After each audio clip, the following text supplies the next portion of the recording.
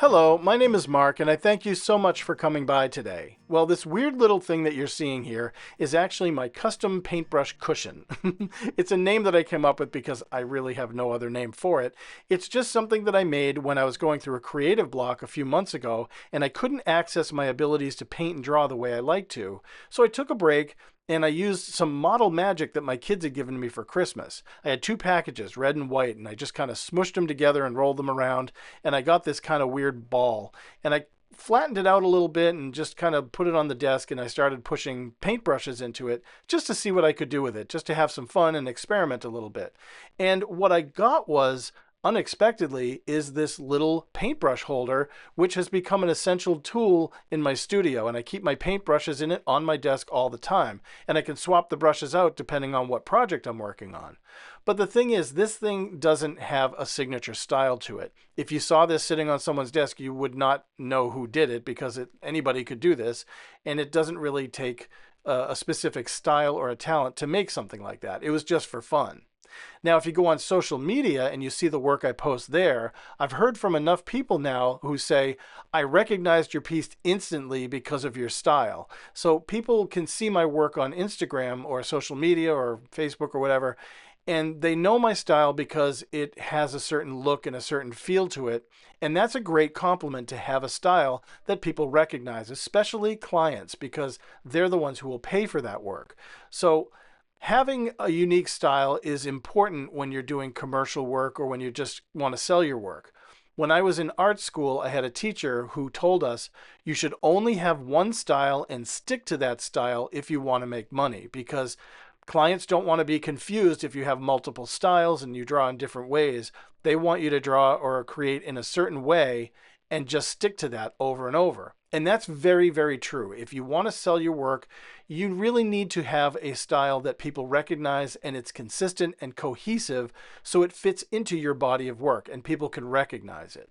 Now, what I'm drawing here is I'm drawing a one-trick pony. This is a little unicorn thing that I'm drawing here in a style that is not my own, meaning it is a very generic, very commercial style that you could find on a children's comic book or a cereal box or anything. It looks like a My Little Pony kind of a thing. And this is so far out of what I normally draw like that I wanted to challenge myself to see if I could draw something that was completely out of my style. And I was successful, but at a price because it's so out of my style. I actually had a really tough time drawing this. It might look easy because I'm drawing it on camera, but I really had a tough time trying to pull this thing off and not make it look like mine. Usually I fill my drawings with a lot of details, a lot of cross hatching and just little things that make it look like my own. But this was going very generic. In fact, when you see the end product, it will look very much like an AI picture. Well, you can see here it's not AI. This is how commercially you can work and create this kind of an image. But, I had a lot of fun drawing this. I won't say I didn't have fun with it. I really enjoyed it. But it was a challenge because I was outside my comfort zone and I didn't feel good about what I was drawing. It was unfamiliar to me. Did I pull it off? Sure, I pulled it off and it looks fine. But again, it's outside my comfort zone. It's not in my style. So here's the original sketch with the pencil and the original ink that I just scanned in. Now, once I scanned it in and brought it into Photoshop, I was able to remove the ink layer from the paper and clean it up a little bit. And then I moved that over to Adobe Illustrator where I turned it into vector art so I could smooth out those lines even more. And then I put that into Procreate. I could have used Photoshop, but I used Procreate. And this is where I say this could be an AI image. This is something so generic and so common. You've seen this 1,000 times. It does not scream my style. And that's the thing about that. I like the illustration just fine. And I think any child would really like that kind of an illustration. But as an artist and a commercial illustrator, that is not something that I would ever normally draw. So I was stepping outside my comfort zone to challenge myself to see if I could do it, and I had fun doing it. So that's all a win-win for me. Now, I'm going to get into this drawing here in just a moment. I'm going to use these Daniel Smith granulating watercolors, and we're going to talk about what is a one-trick pony and are you a one-trick pony? I try not to be a one-trick pony because Originally, the term comes from the circus back in the 1900s when the acts would change. Like you had your three-ring circus, and when an act would change and finish their routine, they would bring out a pony that was decorated in ribbons and all kinds of streamers and things, and the pony would prance. It would dance around, and it would liven the crowd up. The crowd would be distracted from the act that was changing over into another act because this prancing pony was so colorful and bright and fun to see, and kids loved it. But after the third or fourth or fifth time the acts would change and they would keep bringing out the prancing pony, it became redundant and the audience wasn't so enamored. They didn't fall in love with it so much on the third or fourth time, and it became known as a one-trick pony. It could only do one thing. Well, that term has moved up in through history into a derogatory term. It's actually a slightly negative term about someone who has become dependent on a single skill or discipline and has no interest in development, growth, or expanding beyond their comfort zone. It's kind of like a heavy metal guitarist who can play really fast licks on a guitar, but yet can't play a simple waltz or even a blues progression or something. It's like a fashion designer who only works with denim and never learned to work with finer materials like silk or chiffon. Or it's an artist who can only draw manga characters and has no real grasp of actual anatomy. Being a one-trick pony is actually an unwillingness to be well versed in a variety of skills, not just one, in order to keep up with trends or to stay relevant in today's market. There's a lot of people who refuse to risk diversity and they only want to stick to what they do best. And that's what a one-trick pony is. It's the defiance of growing beyond our comfort zone and hiding in the safety of what we know that works best for us. Now, what you're seeing here is I did this little painting using those granulating watercolors, and I really like the painting. I mean, I could have stopped there and just said, hey, look, it's abstract art. But what I wanted to do was I wanted to do a bit of urban sketching, because urban sketching, there's a lot of people who do it, and I follow a few people on Instagram, and whenever they post their stuff on Instagram, it always looks the same. It's the same thing over and over. It's a street scene, it's a bunch of buildings, it's a plaza, and it always looks the same. They never change, they never deviate from what they draw, and that's fine if that's what they're selling, but I would love to see maybe an urban sketcher, or maybe do an actual architectural rendering. I used to teach architecture classes, drafting and perspective drawing, when I was teaching college. So I have experience in that. I haven't done it in years. So for me, what I tried to do here is I'm doing a little bit of an urban sketching because I don't normally do that. I can do it. I like doing it when I'm out and about, and especially on vacation or something. But here I took a photograph and I'm using that as a reference.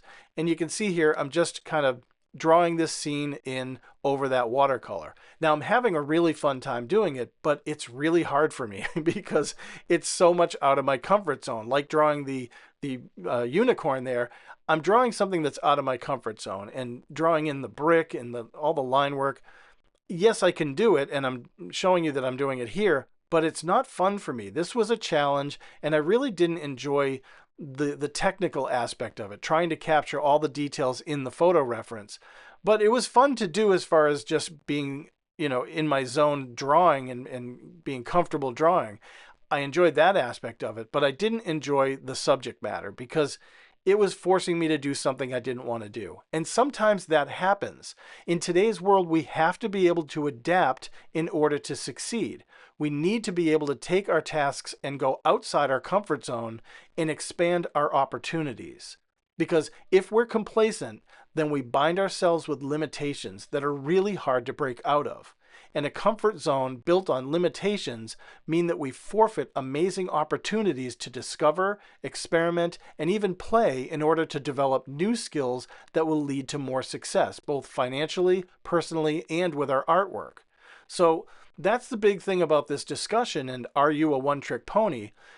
Another person I follow on Instagram does these little black and white drawings of characters. And they always do the same thing. Every post is the same thing. It's a little character done in black and white on a field of white with no color. It's just black and white. I would love to see that person take it a step further. And in what direction, I don't know. That's up to them. But seeing the same posts over and over and over every day of little black and white characters done on a field of white, it really, for a couple of years I followed that and I thought this is such great work. But then I started realizing it was the same thing over and over. I wish this artist would maybe add some color to a piece once in a while, just to challenge themselves a little bit with color, or maybe put these characters on a background. And so we could see this kind of character on a stage and living and breathing in an environment instead of just floating on a white space. And that's the thing. If we only do one thing and we do it well, that's fine. And it's in our comfort zone. And people love to see your work regardless of what you do.